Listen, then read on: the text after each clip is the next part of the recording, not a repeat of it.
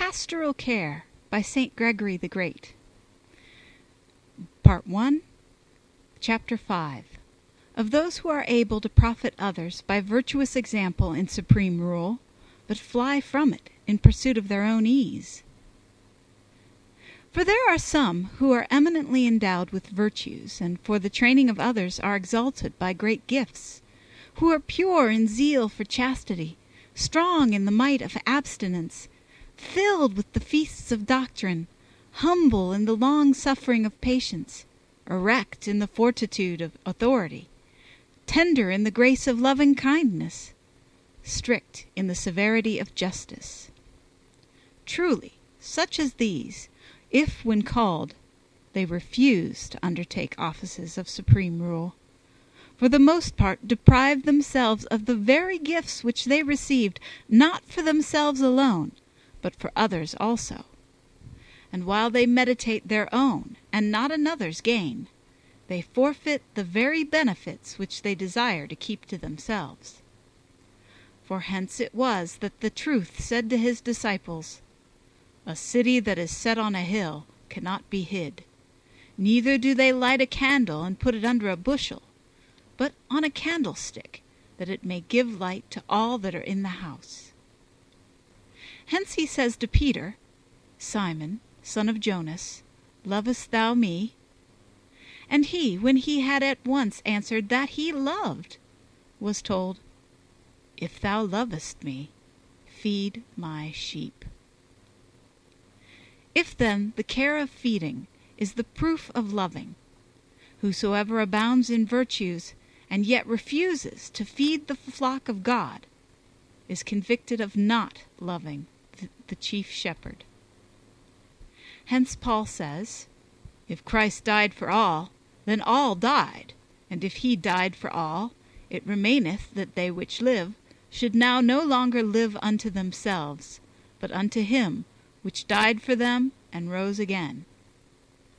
Hence Moses says that a surviving brother shall take to him the wife of a brother who has died without children, and beget children to the name of his brother, and that if he haply refuse to take her, the woman shall spit in his face, and her kinsman shall loose the shoe from off one of his feet, and call his habitation the house of him that hath his shoe loosed. Now the deceased brother is he who after the glory of the resurrection said, "Go tell my brethren." For he died, as it were, without children, in that he had not yet filled up the number of his elect. Then it is ordered that the surviving brother shall have the wife assigned to him, because it is surely fit that the care of Holy Church be imposed on him who is best able to rule it well. But should he be unwilling, the woman spits in his face, because whosoever cares not to benefit others out of the gifts which he has received, the Holy Church exprobates even what he has of good, and, as it were, casts spittle on his face, and from one foot the shoe is taken away, inasmuch as it is written, "Your feet shod in preparation of the gospel of peace." If, then, we have the care of our neighbor as well as of ourselves upon us, we have each foot protected by a shoe. But he who, meditating his own advantage, neglects that of his neighbors, loses with disgrace one foot's shoe.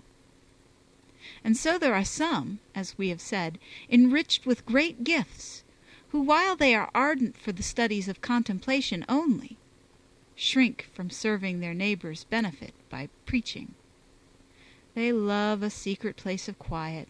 They long for a retreat for speculation. With respect to which conduct, they are, if strictly judged, undoubtedly guilty in proportion to the greatness of the gifts whereby they might have been publicly useful. For with what disposition of mind does one who might be conspicuous in profiting his neighbors prefer his own privacy to the advantage of others, when the only begotten of the Supreme Father himself came forth from the bosom of the Father into the midst of us all, that he might profit many? Chapter 6.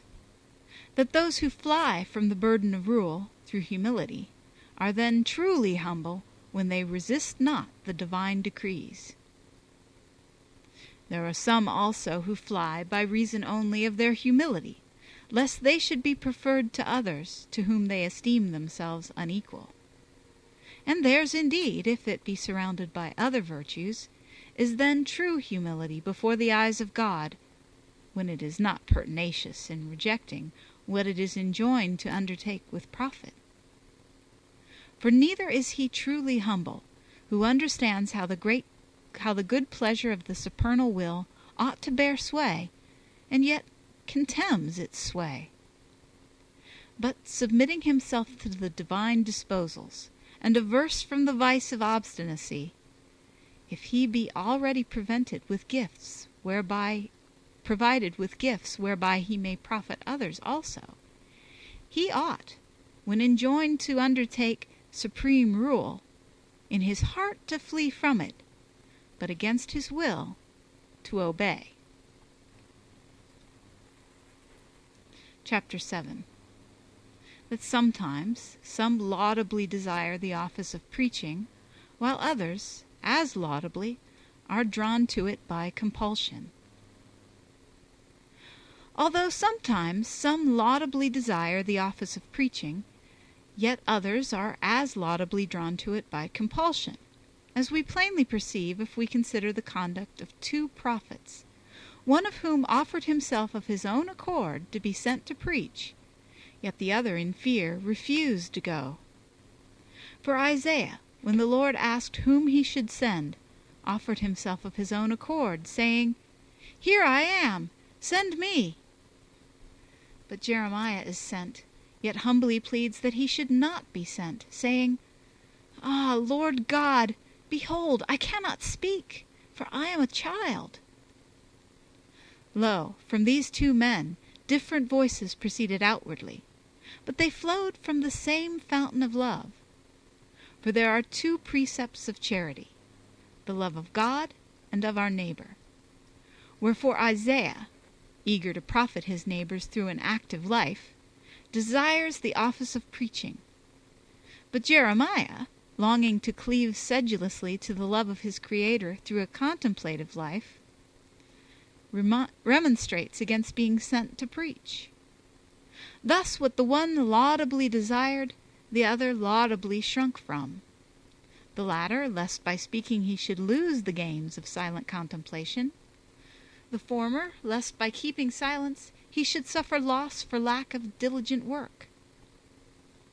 But this, in both cases, is to be precisely observed, that he who refused did not persist in his refusal, and he who wished to be sent saw himself previously cleansed by a coal of the altar, lest anyone who has not been purged should dare to approach sacred ministries, or any whom supernal grace has chosen should proudly gainsay it under a show of humility.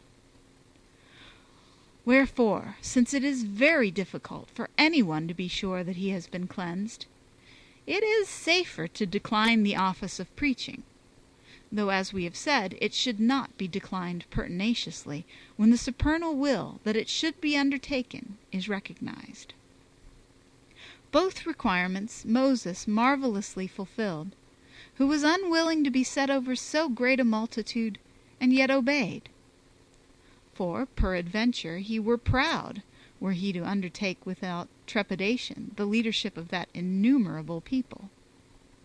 And again, proud he would plainly be, were he to refuse to obey the Lord's command.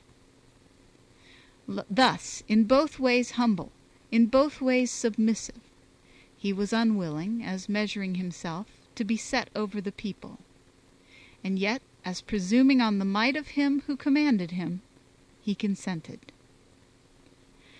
Hence, let all rash ones infer how great guilt is theirs, if they fear not to be preferred to others by their own seeking, when holy men, even when God commanded, feared to undertake the leadership of peoples. Moses trembles, though God persuades him, and yet every weak one pants to assume the burden of dignity. And one who can hardly bear his own load without falling gladly puts his shoulders under the pressure of others, not his own. His own deeds are too heavy for him to carry, and he augments his burden.